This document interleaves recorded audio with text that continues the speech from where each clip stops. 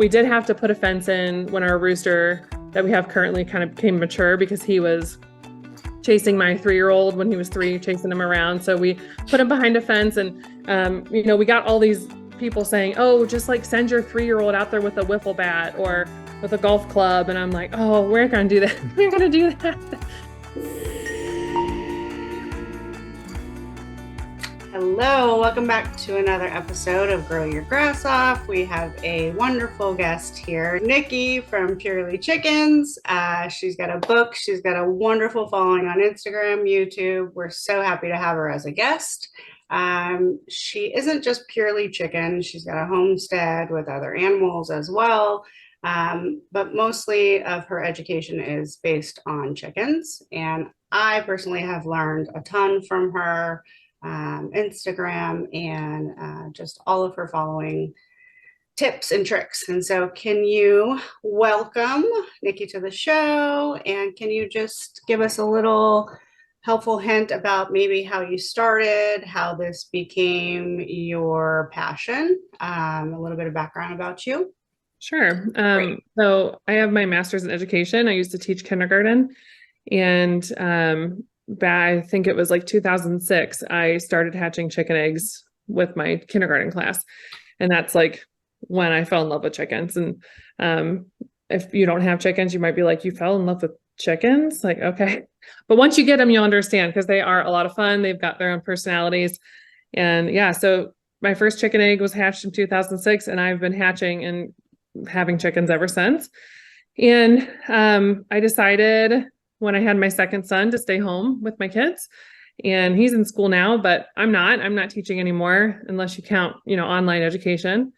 And so I think it was like in 2020-ish when I just put a video of my chicken coop up and people started asking questions, and my TikTok went kind of viral pretty quick, and moved to Instagram and YouTube and Facebook. So I've got a lot of followers kind of spread out, and I just really enjoy it. I love education, whether it's teaching kindergarten or teaching people about chickens, and really kind of diving into like the real actual facts about, caring for chickens, because you see a lot of stuff out there that is hearsay, and just trying to steer people the right direction with actual research, actual experience from my own, and not just like, sprinkle this in their food and they'll be fine kind of a situation, like really trying to show the facts and help people learn how to care for chickens. And we're pretty big here about caring for our chickens like they're pets. Our kids are being raised around these animals. We want them to have compassion and know that obviously they're here on our homestead for a purpose. Like we use their eggs to nourish our family and to feed family and friends, but they are animals. They are alive, and we want them to have a good life too. So kind of all encompassed in what I do online. Do you have any helpful tips for beginners, where to start as far as maybe a flock size? Would you say to start more? I know most places you have a minimum that you can buy or you have to buy. So usually it's 3 to 4. Would you say that's a good amount to start for just a beginner chicken raiser? So it's different. I mean, everywhere, as you guys know, like it's every township, every city has different rules and regulations. So start there, find out what your regulations are. Where we are, we can have whatever we want. So, the sky's the limit here. But, some places only allow you to have a handful of chickens. So I always say start smaller than what you're allowed, because when chickens age, they don't lay as many eggs.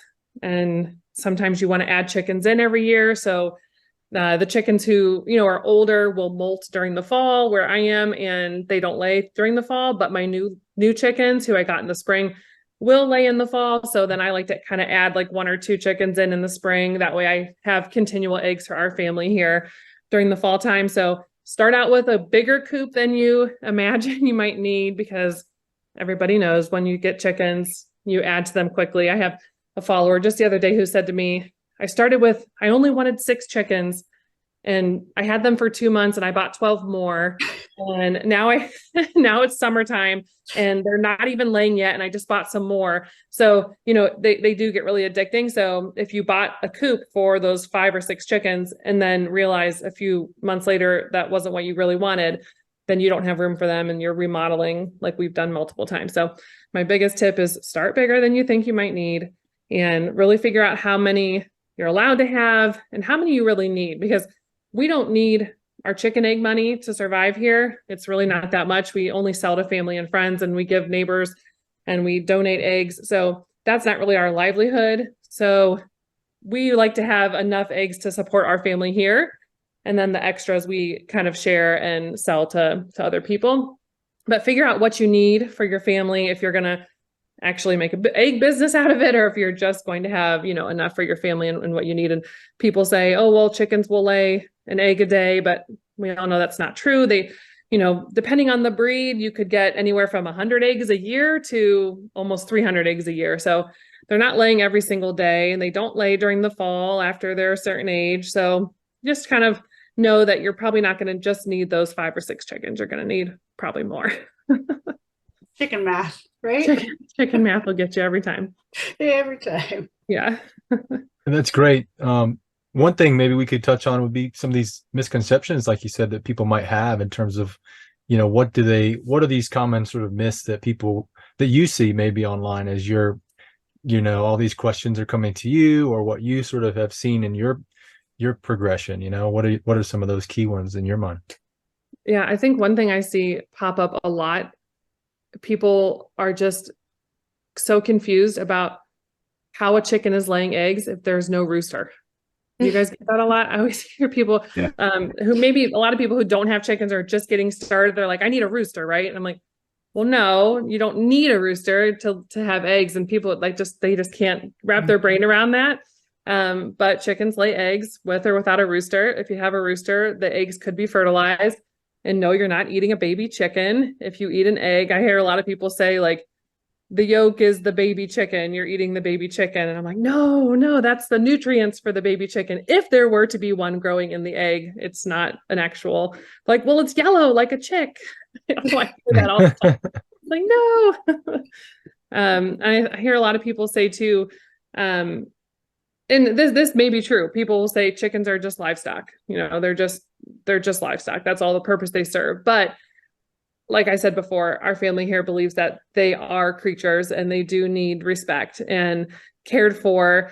And, I like to have our setup kind of, helpful for the chickens. Like, I don't want my chickens living in wet conditions, because then they're going to get bumblefoot. And then not only do I have to deal with the bumblefoot, but the chickens are in pain.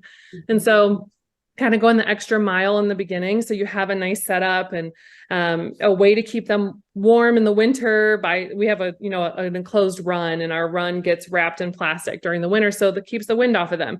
And yes, it's nice for the chickens, but it's also easier for me. So my whole book is about making it easy for yourself, so your chickens can have a good life and you're not, frustrated, because you can, buy a little tiny coop at Tractor Supply or, offline somewhere for a couple $100s, but you're going to be kicking yourself eventually because it's just not worth it for the long run. And then we talk a little bit about breeds. Like, I personally have Rhode Island Reds, Silky, and Americanas. So I love all three. In Florida, I got to really be thinking about heat tolerance and that kind of stuff. That affects a lot down here with frequency of laying and all that. But rambling question there. What kind of breeds do you recommend, or what kind of breeds do you love? Really, I like to see what passion. Yeah, I'm sure you have an obsession. Is the reality, right? You can't have just more than 1 or 2 or 3. It's probably where I'm headed here in a year or two with wanting to build another chicken coop. And yeah, when I first started, I just had Orpingtons. A friend gave me hatching eggs, and I hatched Orpingtons. And I was like, these are cool. And then I said, well, I want to have different egg colors. And so I was collecting chickens based on their egg color, not paying any attention to how many eggs they lay or anything like that. And I do like having different egg colors, because then I can kind of keep track of their health. If I notice like I'm not getting any green eggs, then I know my olive egger isn't doing well and I can check on her. Whereas if you have all one color egg, it's hard to know who's laying and who's not. So I do like having different egg colors, and I also have an obsession with feather colors too. I like to I like my flock to just like look like a rainbow when they're out in the yard, and just no other purpose other than novelty for me for that. But I also have winter here. I live in Ohio. So we're up in the Northeast and it does get cold in the winter time. And I try not to keep chickens like leghorns because their combs are so big and floppy that they get frostbite super quick. And so, we try to keep chickens that have the smaller combs, and even, hens get big combs too. So you have a leghorn and you're in the area where it gets down to -25 Fahrenheit, then you're going to have a problem with those chickens getting frostbite. So, and like you said, heat tolerance, make sure you're looking at breeds and seeing what is going to be ideal for your temperature and your weather. I love my Easter eggers. I love my olive eggers, my Americanas. Orpingtons, I think, are always going to have my heart. And I'm in the process now of collecting all the colors of Orpingtons. I really need that Jubilee Orpington to come my way. We're thinking about adding one next year. But yeah, I love having just mixed eggs and mixed colors of chickens. And their personalities, I think, are all different too, depending on the breed. In general, like my Wyandottes are a little bit more bossy. Silkies don't do well here because we have so many hawks. We have open land, and somehow they always get under through our fence, and our rooster will make the call and all the hens will run to safety except for the silkies. Will just stare in the sky like, what are we looking at? And they just don't do well here, those poor things. I agree with that. My silkies are a little slow on the head. Yeah. But they're so cute. They are. They're so fluffy and cute. Yeah. They are. Could you walk us through maybe just an ideal? I know we all keep going back to the coop, but I think that is the most important, just to keep them dry, warm, all of that. What would you think the essential size-ish? I know it's hard to say. For people who can't free range, what size run would they need to go with, just maybe a shed size coop, 8x10 coop, whatever, or shed. So run size, it all depends on chickens, right? It's how many you have, square footage. So can you just give us maybe an ideal average? Just so no problem. I love the idea of having obviously as much space as you can in a run, and money's going to be an issue, I'm sure.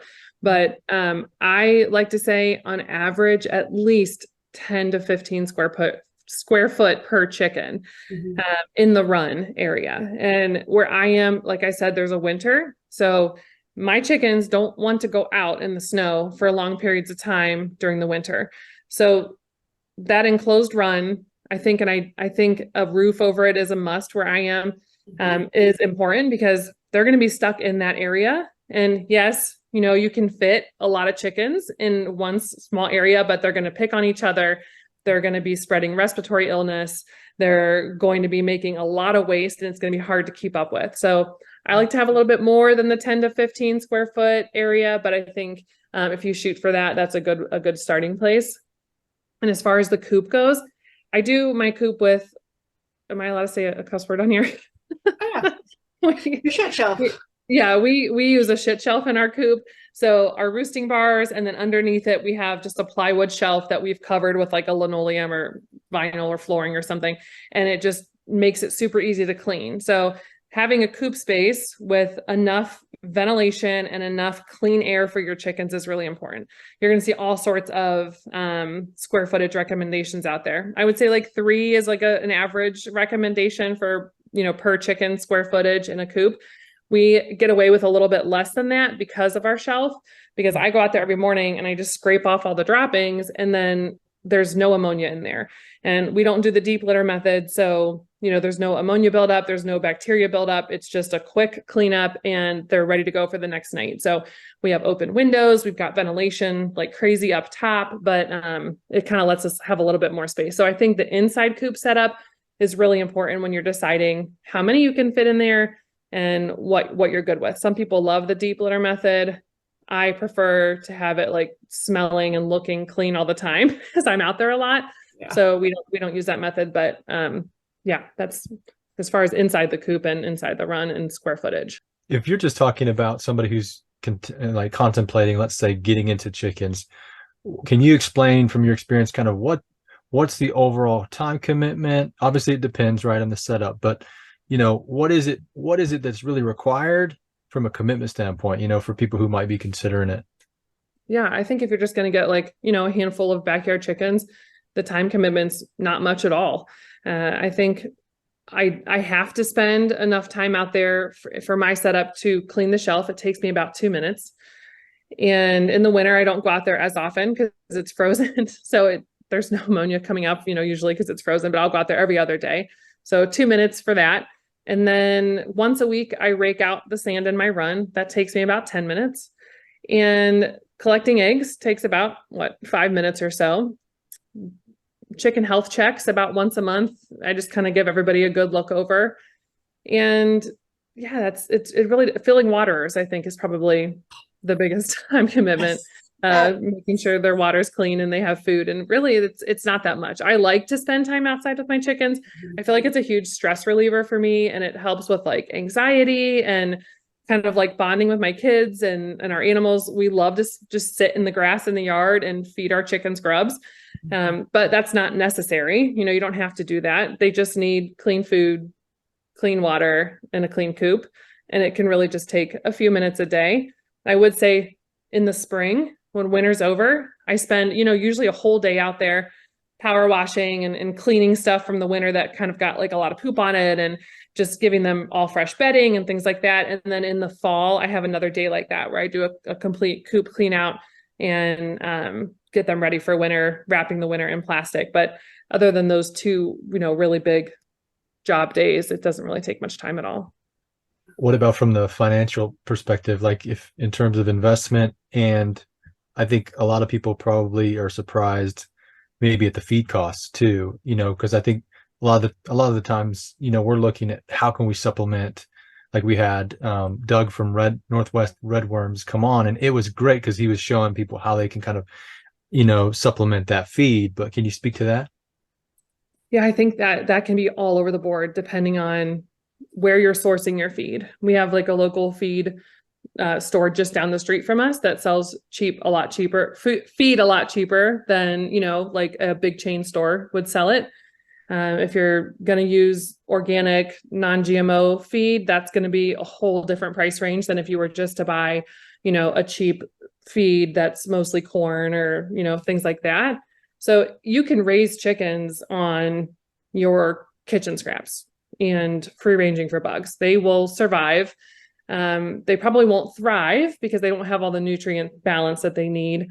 And you might end up with chickens who get sick more often with a weaker immune system, just like if we were feeding our kids junk food all the time versus if you give them a nutritional balanced meal, they're going to have a weaker immune system versus a stronger immune system. So, we do organic, non-GMO. So if you're trying to do it cheap and you are using your chickens to help with taking some financial load off of your family and eating your kitchen scraps, that's going to look a little bit different than what we do. So I think, just really depending on what you want, you got to do your research and look for the actual feed that you want to use. And I do like that idea of, supplementing with whether you're going to grow your own worms or you're going to do your own fodder or things like that. There's lots of ways to make it cheaper, but it is more time consuming.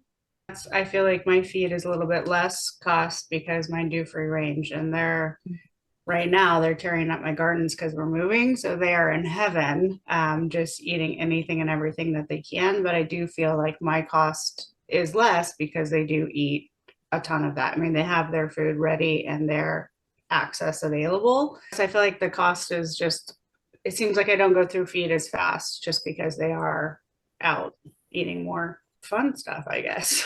Right. And we have like a chicken garden at the end of our fenced in area. So they don't have access to it all year, but right now it's open to them because we're done harvesting from it. Everything in there is safe for chickens. So we open it up to them at the end of the season. And like you said, they're eating that right now. And there's so many bugs and weeds in there that they really aren't paying much attention to their feed. So you can do things to make it cheaper. And our chickens don't free range all year round. So my feed is going to be more expensive than somebody who does let their chickens free range. Can you give us just any ideas that you have for, like you said, bringing the kids into it? How can it, what are the, because I know with my kids early on, it was great for them because they could go pick them up, right? And they could, and the chicken, that relationship was important, you know, so they're not afraid. And can you speak to the kids side of it a little bit? Sure. I have a section of how to incorporate kids in my book, and even talks about like how to deal with death of chickens, because that was something like we kind of had to work through. We weren't really expecting it as soon as it happened the first time. And my kids were super into this first batch of chickens that they were involved in. And they used to have this one, her name was Nugs, and she rode around with them in their tricycle. And then she, got killed by something, and they were just devastated. When we were burying this chicken, we were all crying together. So there is a big section about that in my book and how to deal with that with kids. But my kids have gotten more used to it as time goes on. And I think that's important too, is for them to see the whole cycle, and it helps them deal with, when we have a death in the family, they kind of like know how to process that better. I also talk about in the book doing tricks, like teaching your kids to teach the chickens tricks. My kids know how to like get my chicken fudge to hop up on their lap. Like they'll just like bend down and they like do this little click thing and she hops up onto their legs. And I think anything you can do to get them interacting and learning. My kids love to learn the personalities of the chickens. We just sit in our yard. Like we probably look so crazy to the neighbors. We're just like sitting in the yard surrounded by chickens. My kids will feed them. We did have to put a fence in when our rooster that we have currently kind of became mature, because he was chasing my 3-year-old when he was 3, chasing him around. So we put him behind a fence, and, we got all these people saying, oh, just like send your 3-year-old out there with a wiffle bat or with a golf club. And I'm like, oh, we're not going to do that. We're going to do that. So we taught our kids, let's figure out why the rooster's doing this. And let's talk about how to give him his space. And, my kids know, like, if the rooster's walking next to them in the yard, that they're to stop and let him go ahead.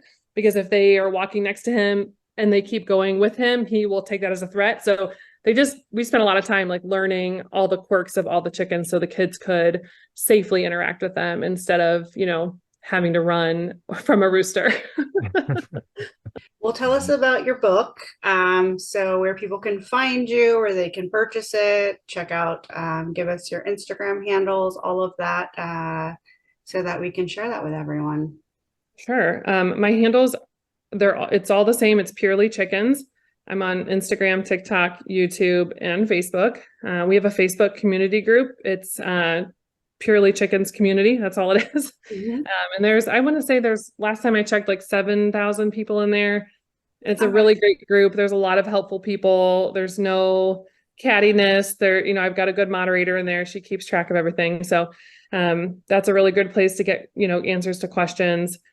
I have a lot of highlights on my Instagram, pretty thorough. I think that I add to them all the time. So, if you have a question about vent gleat or something, you can go to that specific highlight and get all my information there. I also have a book. It's Chicken Keeping Pure and Simple.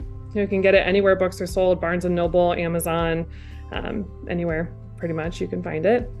And I've got some other fun things coming I can't say too much about, but pretty excited about those things too. So if you don't follow along. That's cool. Yeah, I was just going to see if you had anything new and upcoming, but I guess we'll wait and keep that secret. Yeah, I got some products coming out and other fun things. So yeah. Cool. You said Lana said you have a relationship with Myers Hatchery. That's where I bought some of my chickens. So I was just curious. Yeah. And I just want to plug them that I love their chickens. Their chickens are great. My chicks I have from there are amazing. Color-wise. Good. So. Yeah, I love their chickens. I've been using them since 2006. I got my first hatching eggs from them. So I love them. They're only about an hour from me, so I go up there all the time, and we're doing a video here coming on October 10th. I'm going to go do like a backstage tour and kind of look at the new breeds that are coming. So yeah, I just have a lot of fun with them. I have like a discount code that people can use with my name. It's just Purely Chickens. And they kind of like send gift cards my way, but I don't have like a financial relationship with them. I just really like them. I've seen, what they do on the backside that, the public doesn't get to see. And I'm really impressed with everything. So yeah, they're a great Meyer Hatchery in Ohio. They're a lot of fun. And they ship everywhere too, right? They do. Yeah. In the US. Yep. Yeah, we'll see. I'm obsessed with birds in general. I have parrots, considering getting peacocks and even some pheasant or fowl. So anyway, that's a whole rabbit trail. Ian has a zoo. They have a lot of different animals or birds there, so I'm just impressed with what I've gotten with them so far. So Yeah, they have a lot of good stuff. I wanted to get my second goose from them, but as you know, geese don't have, they didn't have any babies when I was looking. The geese don't lay all year round. So I was like, oh man, but I found a local goose to add to my flock. But yeah, they're the only ones my only birds I haven't got from them are my geese. Well, thank you. It's been such a pleasure. Thank you for taking your time and helping educate our platform. And now everyone knows where else they can find you. Yeah, thank you guys so much for having me on. It was nice talking to you. appreciate it. Thank you.